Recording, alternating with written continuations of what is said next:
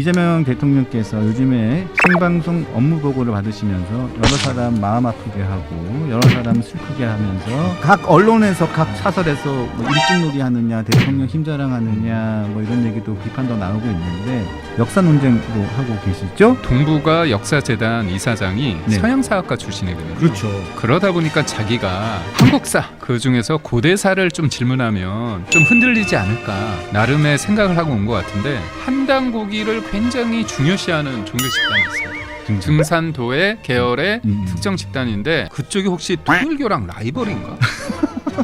박진경 대령을 국가 유공자로 지정을 했는데 얼마 안 됐는데 비공자 취소를 검토하라고 직접 뭐요? 지시한다고? 야 이게 말이 되나? 딱 그거거든요. 건국전쟁 2라는 영화에 포스터에 실린 인물이다 라는 것으로 지금 자기 진영에서 이거 분명히 나왔을 거란 말이에요. 그러니까 역사는 역사대로 놔둬야 된다 이거죠.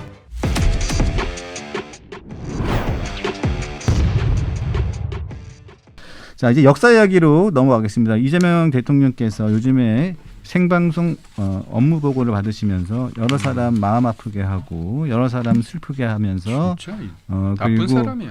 뭐 각 언론에서 각 사설에서 뭐 일진놀이 하느냐 대통령 힘자랑하느냐 뭐 이런 얘기도 비판도 나오고 있는데 역사 논쟁도 하고 계시죠?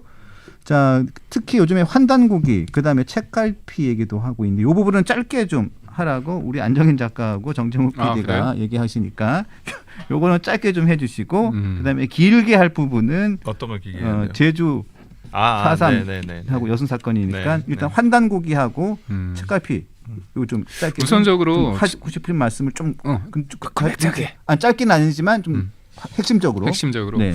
환단고기 좀 중요한 얘기입니다. 네.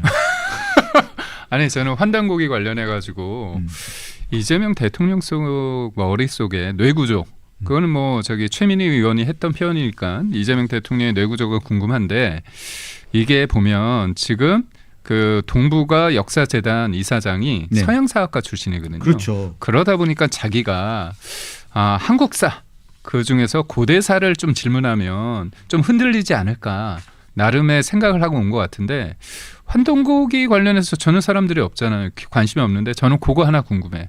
환단고기는 일반 국민들이 볼 때 역사학자들은 그냥 위서 가짜인데 신화의 영역이잖아요. 근데 그거를 역사라고 자꾸 우기고 있잖아.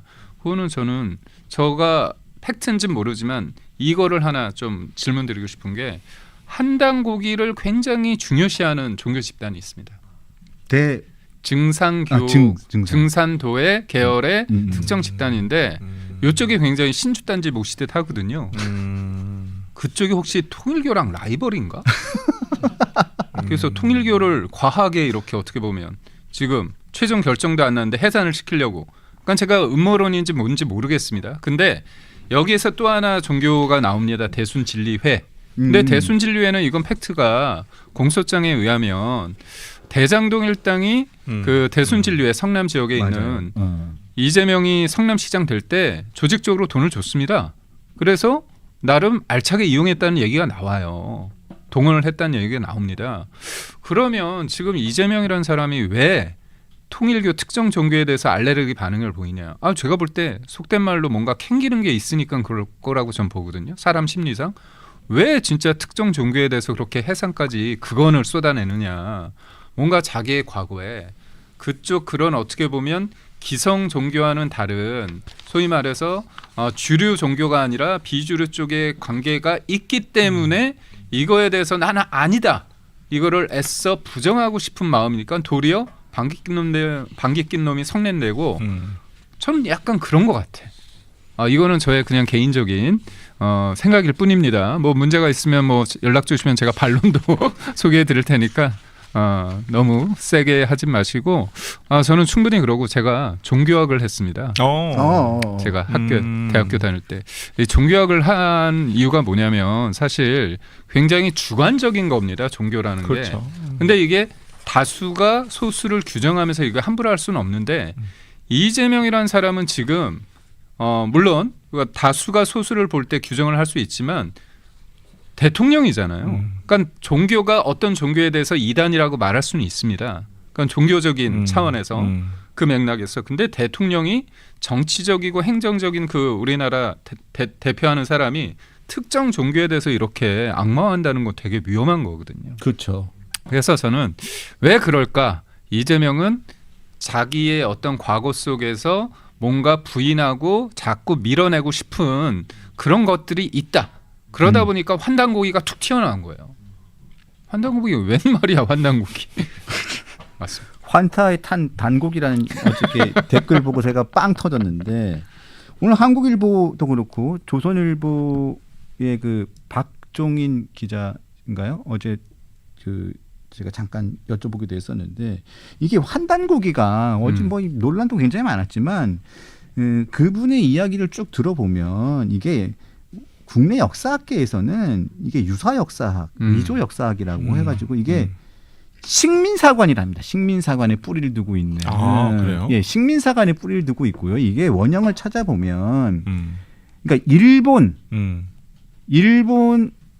일본 역사학, 그러니까 대동아 공영권. 아. 이게 역사에 이게 여기에 뿌리를 두고 있는 것이고 그런 다음에 일본이 패망한 이후에 자리를 못 잡고 있던 것들이 이게 그 천황 네. 이 역사학에서 그게 이름만 바뀌어가지고 이게 환단고기가 된 거랍니다. 근데 그걸 지금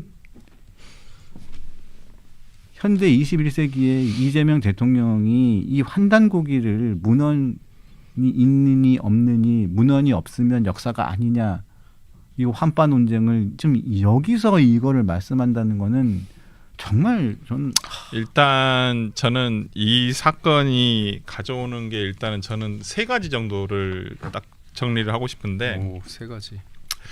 아니 문제점이 있다 생각하는 게 하나는 이런 유사 역사학이나 근거가 없는 것들을 일반 정사의 역사와 동등한 위치로 올려버렸어요. 대통령이. 근거도 없는 내용을 가지고 대통령이 언급을 함으로써 역사학계는 그럼 우리가 이런 것도 해야 돼? 그러니까 지금 정사 이게 우리가 문헌과 사료를 바탕으로 한 어떤 정사를 연구하는 사람들로 하여금 정말 그 비참함을 준 거예요. 오히려 우리는 지금 정통 역사학을 하고 있는데 유사 저런 소설 같은 얘기를 한 사람들도 역사라고? 대통령이 얘기한 건 그거잖아요. 증거가 없는 건 역사가 아닙니까? 이렇게 반문을 하면서. 그래서 저는 이러한 부분에서 아니 제대로 알지도 못한 것을 가지고 분야를 가지고 대통령이 저렇게 언급을 통해서 파급력이라는 것을 예측을 했어야 되는데 그런 것이 신중치 못한 어떤 대통령의 언행에 대해서 상당히 좀 문제점을 삼고 싶고 두 번째는 인천공항공사나 동북아 역사재단이나 전부 다 전 정권에서 임명한 사람들이잖아요. 마치 찍어내기식으로 질문한 거예요. 그리고 그 태도도 굉장히 말씀이 깁니다. 굉장히 비아냥거린 식의 논조였잖아요. 어쩌가 자체가. 딴 데 가서 놉니까? 네? 네? 이거 있잖아요. 네? 아니 그러고 마치 몰아붙이듯이 얘기하는 거. 그러니까 그 전 정부에서 윤석열 대통령의 경로에 대해서 엄청 비판했잖아요. 민주당에서. 윤 전 대통령의 경로나 이 대통령의 비아냥거림이나 뭐가 틀리냔 말이에요. 그걸 받아들이는 공무원 입장에서는 똑같지. 저는 그렇게 생각하거든요. 대통령으로서의 올바른 처신이 아니에요. 기본적으로. 우리 김기현 대변인 윤 전 대통령 나와 얘기 나오니까 아니 그게 아니라 그렇지만. 아니 이재명 대통령한테 품격을 전 별로 기대하지 않기 때문에 당연히 그래도 조금은 기대했죠. 대통령이란 자리가 있으니까. 근데 전혀 어울리지 않는 그리고 정치적 목적이 뚜렷한 너무나 눈에 보이는 언행이었다고 생각을 하고 마지막으로는 대변인의 해명 과정도 정말 문제가 많았어요. 정말 정말 귀를 의심했었는데 이게 논리가 꼬인 거예요. 그러니까 이걸 연구해 보라 이런 얘기가 아니었다라고 대통령은 그런 취지로 얘기한 게 아니라고 하지만은 어저께 김남준 대변인이 마지막에 뭐라고 했습니까? 친일이라든지 그러니까요. 독도라든지 어떤 이런 것도 보는 방향에 따라서 달라질 수 있는 거 아니냐. 대한민국의 절대적인 가치가 있는 거예요. 절대적 가치를 가지고 상대적으로 보자라고 얘기를 해버리면 이제는 정치 논리로 모든 걸 보자는 얘기밖에 안 되거든요. 저는 그러한 부분에서 어저께 대통령과 대통령실의 어떤 이런 해명 과정 전체다를 보면 굉장히 문제가 많은 이번 상황이지 않았느냐 저는 그렇게 봅니다. 그 마지막으로 하나 말씀드리면 이게 환단고기는 유사 역사학이라고 보는 거고요. 우리 역사학에서 보는 거고 그래서 이게 식민사관, 한국사관과 괴를 같이 한다고 보는 겁니다. 그러니까 한국사관이 뭡니까?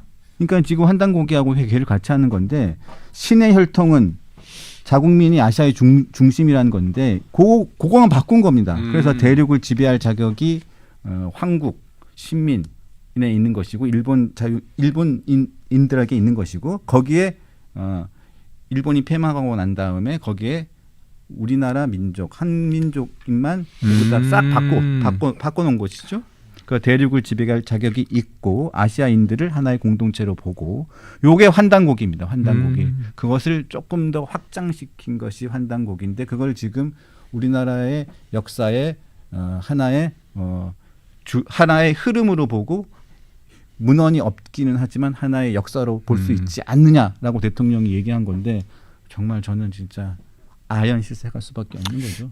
내년 수능이 나오나 보다. 좀 파야 되는 거 아닌가? 여튼 저는 이 요번 상황을 보면서 느낀 게 뭐냐면 이재명이라는 사람이 본인이 조금 우쭐한 것 같아요. 되게 오만스러운 모습을 보이고 대한민국이 놀이터가 아닙니다. 그래서 그 책갈피 사건 가지고도 대통령이 이렇게 얘기해서 전수조사하라고 했잖아요. 그래서 전수조사하면 어떻게 됩니까? 그냥 마비되는 거잖아요. 그리고 대통령실 해명이 뭐죠? 구체적인 범죄 행위에 대해서 예방 차원이라고 얘기를 하는데 아니 저도 한때 기자였지만 기사를 쓸 때 우리가 범죄 어떤 관련해서는 묘사하지 않습니다. 묘사하지 않습니다. 아니 당연히 묘사하면 안 되거든요. 그런데 이재명 대통령께서는 너무 살아있게 눈에 보이게 그렇게 얘기를 모방 했잖아요. 문제가 생기기 때문에 절대로 묘사하지 않습니다. 여튼 대통령이 참 범죄와 관련돼 가지고 좀 몸이 기억하는 것 같아요. 그래서 툭툭 튀어나오는 것 같습니다. 적당히 하십시오. 그럴까요? 네. 문제 생기면 이건 저 개인의 문제이기 때문에 이 두 분은 문제 없음을 여기서 분명하게 밝힙니다. 자 요즘에 또 오늘 여러 조관에서 역사 전쟁 드디어 시작한다. 이번에는 4.3이다. 대통령이 드디어 박진경 유공자 취소를 검토 지시했습니다. 라고 얘기했습니다. 이거 건국전쟁 2 등장인물이잖아요. 네. 지난번에 저희가 한번 모셨었습니다. 건국전쟁 2 감독님을 저희가 모셨었는데 저는 여기까지 올 거라고 생각 전혀 못했습니다. 설마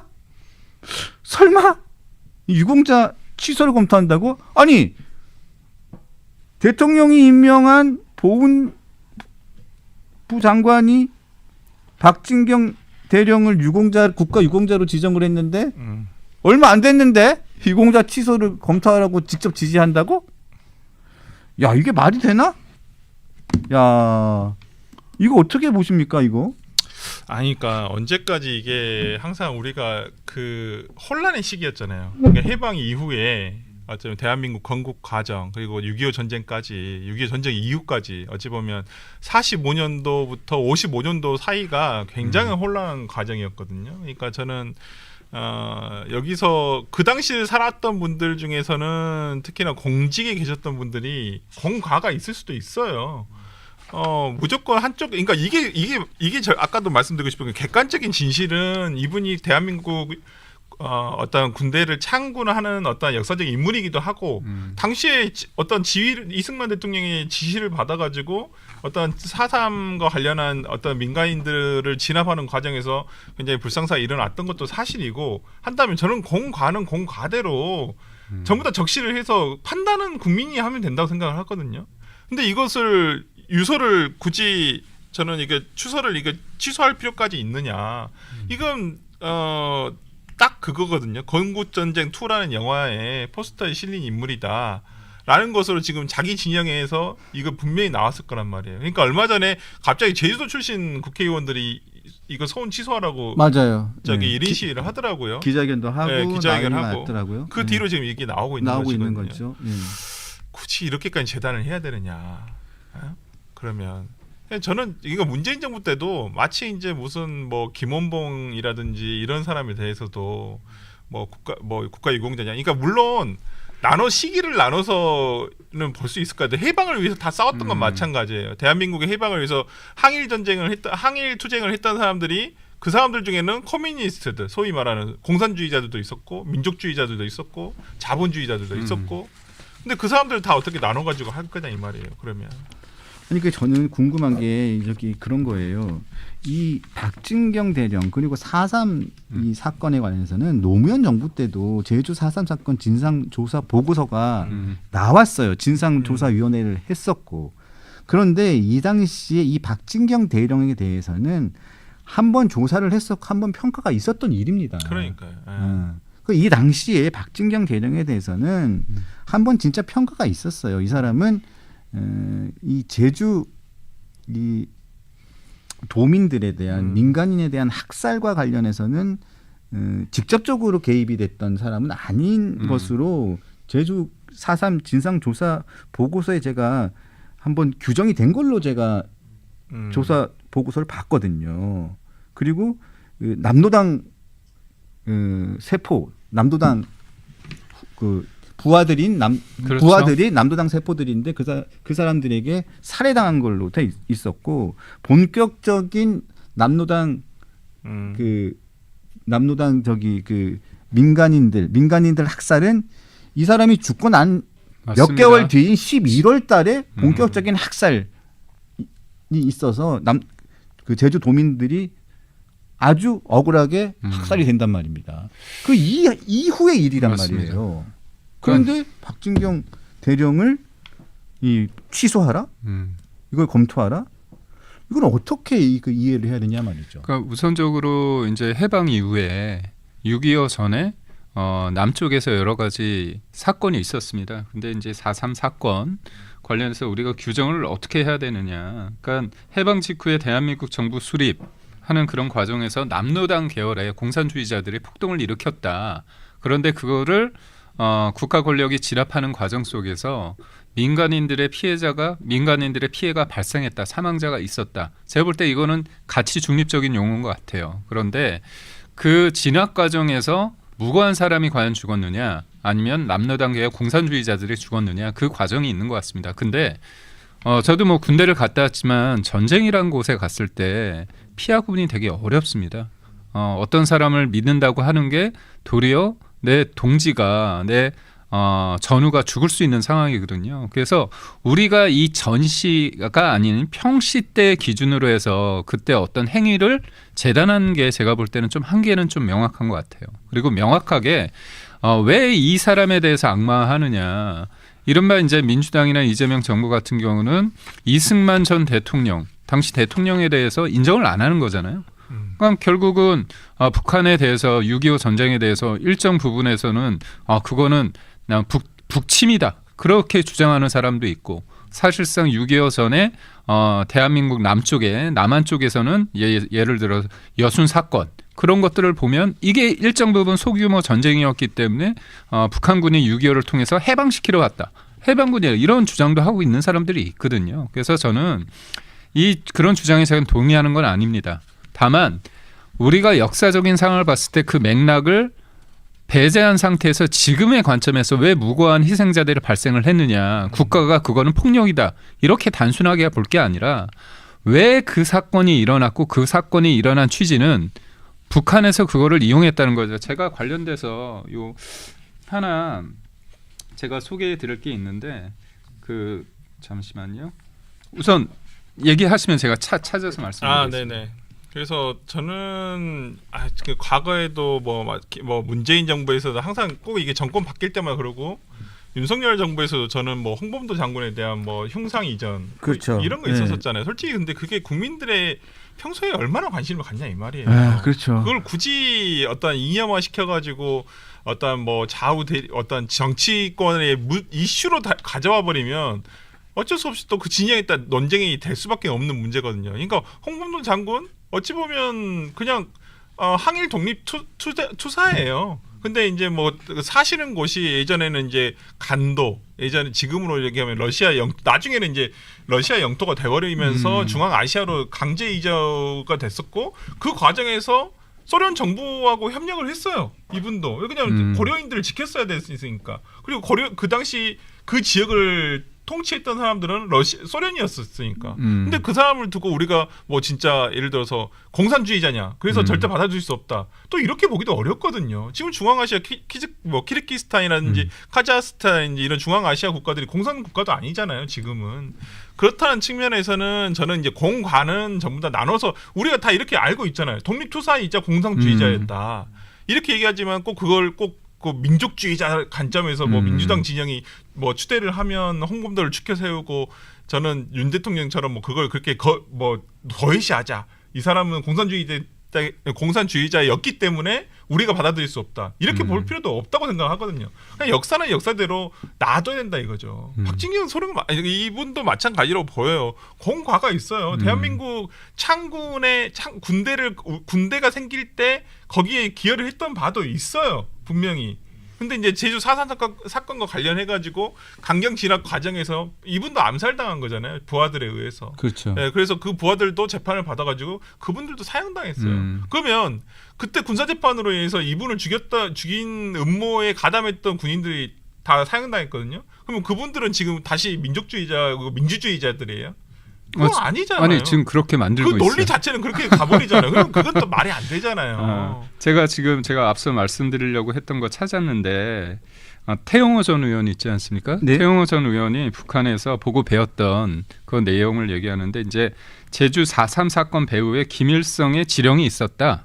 그리고 4.3 사건 주동자인 김달삼, 고진희 등은 북한 애국 열사능에 매장돼 있다. 이런 내용이 있거든요. 그러니까 저는 우선적으로 왜 4.3 사건이 일어났는가 보면 여하튼 남로당 쪽에서 그때 우리가 남쪽에서 그때 단독으로 정부를 수립하려고 하는 그런 움직임에 대해서 반발한 거거든요. 반발한 거죠. 그거가 기화가 됐습니다. 그렇다면 당연히 북한이 있고 대한민국이 이제 정부 수립을 하는 데 있어서 공권력이라는 게 필요하잖아요. 근데 그거에 대해서 어떻게 보면 4.3 사태를 일으켰기 때문에 그거를 폭동을 진압하기 그런 과정이 필요합니다. 근데 거기에서 참 피하 구분이 잘 안 되는 부분도 있고 또 그때 상황이라는 게 우리가 딱 지금 관점에서 이건 옳고 이건 그르다 말할 수 있는 상황이 아니기 때문에 저는 그 과정에서 민간인의 피해가 있었을 밖에 없다고 봐요. 당일론적으로 인정하는 게 아니라 아마 있었을 겁니다. 그렇다면 그분들에 대한 관련해서 아픔과 그걸 보듬어 주는 거는 맞지만 그렇다고 해서 이 관련된 사람들을 국가가 폭력을 저질렀다? 이렇게 하는 건 좀 지나치지 않은가 싶습니다. 그래서 지난 또 10월 달에는 대통령이 또 여순 사건 77주년이었죠. 그때 맞아서 페이스북에 글을 또 한번 올렸었어요. 여순 사건 관련해 가지고 국방경비대의 무장 반란에 대해서 부당한 명령에 맞선 행위라고 얘기를 했죠. 이것도 좀 그 당시 논란이 됐었어요. 네. 근데 이렇게 부당한 명령에 맞선 행위라고 하면 이게 사실상 합당한 행위라고 되는 거잖아요. 합당한 그렇죠. 행위가 되면 그러면 그 당시에 국군의 진압은 굉장히 부당한 일이 되는 것이고 그렇죠. 네. 그럼 국군을 부정하는 행위가 되는 거라서 국군 통수권자인데 통수권자도 부당한 일이 되는 것이고 이거 굉장히 그러면 이게 정체성에 대한 혼란이 그렇죠. 네. 일어나는 일이에요. 지금 국군 통수권자잖아요. 이재명 대통령이. 그러면 도대체 이 지금 현재 국군 정체성 이런 것들에 대한 혼란이 생길 수밖에 없는 일들을 대통령이 되고 난 다음에 계속 지금 일들을 발언하시는 일들이나 역사적인 부분에 대해서 계속 언급을 할 때마다 계속 역사 논쟁, 정체성 논쟁들이 계속 일어날 수밖에 없기 때문에 저는 굉장히 이 부분은 굉장히 우려스럽습니다. 그러니까 어찌 보면 대한민국 건국 과정에서의 어떤 혼란기에 있었던 일들을 가지고 후대에서 벌써 한 70년 지나버렸잖아요. 지금에 와서 그분들에 대해서 재단을 하는 게 저는 일도양단의 재단이 안 된다고 생각을 하거든요. 기본적으로. 근데 그런 거에 대해서 뭐 자유주의자니 그러면 진짜 뭐 굳이 지금에 와서 그렇게 필요가 있나? 그냥 있던 역사적 사실 자체를 놔두고 평가를 하면 되는데 아니 훈장 이걸 굳이 취소할 이유가 있냐고요. 이분이 잘했던 시절도 있잖아요. 그러니까 본인들이 판단했을 때 잘했던 시절과 못했던 시절이 공존한다고 한다면 추서는 추서대로 하고 거기에 대한 평가는 평가대로 하면 되는 것이지 굳이 어떤 뭐 여기 뭐 그렇다고 해서 이분들 추서를 뭐 지금에 준다 그래서 얼마나 영광스럽고 취소한다 그러면 오히려 이건 정말 그 유족들에게 국가에 대한 배신감만 들게 할 뿐이지 뭘로 이런 일을 하냐 이 말이에요. 굳이 저는 그 부분은 이해되지 않습니다. 이재명 대통령은 인식 자체가 실은 뭐 대통령이 되는 과정에서 좀 중도적인 모양새를 취했지만 미군에 대해서 점령군이라고 표현을 했잖아요. 그리고 일본과 우리나라가 동해에서 이제 군사 훈련을 하면 더러운 자유대의 군합발이라고 얘기를 했습니다. 굉장히 지극히 정치적으로 이념적으로 본인이 이제 야당 대표일 때는 공격의 포인트로 삼았는데 대통령이 되고 나서 모두의 대통령이라는 걸 했어요. 근데 저는 이렇게 왜 강하게 할까? 저는 개딸 소유권을 놓고 정청래와 나름의 어떤 주도권 싸움을 하고 있다고 보거든요. 그래서 그렇죠. 대통령의 입에서 나올 만한 멘트는 아닙니다. 사실 진영의 한 수장으로서 나올 법한 그런 얘기를 계속하는 건 저는 일정 부분 오만의 발로이기도 하지만 그만큼 좀 조급하다. 결국 본인들이 보여줄 수 있는 거는 없기 때문에 결국은 특검을 통해서 전 정부 죽이고 또 이념을 이용해서 반일 감정이든 아니면 반미든 아니면 이런 식으로 이념적인 걸 통해 가지고 뭔가 결집을 시키려고 하는 거 아닌가 그런 좀 생각합니다.